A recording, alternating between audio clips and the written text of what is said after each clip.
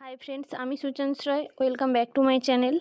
তো আজকে আমি বানাচ্ছি দই পিঠা। দই পিঠাটা বানাতে কী কী লাগছে আমি বলে দিচ্ছি। চালের গুঁড়ো 1 কেজি বা তার একটু কম নিয়েছিলাম, ময়দা 2 কাপ, সুজি 1 কাপ, খাওয়া সোডা 1 চামচ, পরিমাণ মতো নারকেল কুচি, দই তো মেন, আর নারকেলের জলটাও নিয়ে নিয়েছিলাম ডেকোরেশনের জন্য। বাদাম, কিশমিশ আর চেরি থাকলে ভালো হতো, কিন্তু চেরি ছিল না, তাই জন্য নিইনি।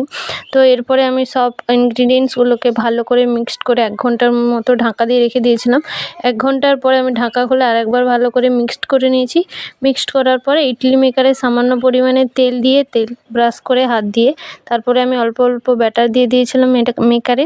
তারপরে আমি গ্যাসের মধ্যে 5 থেকে 10 মিনিট মতো রেখেছিলাম সেদ্ধ হওয়ার জন্য। তারপরে আমি একটা টুথপিক দিয়ে চেক করে নিয়েছিলাম যে পিঠাটা ঠিকমতো হয়েছে কিনা।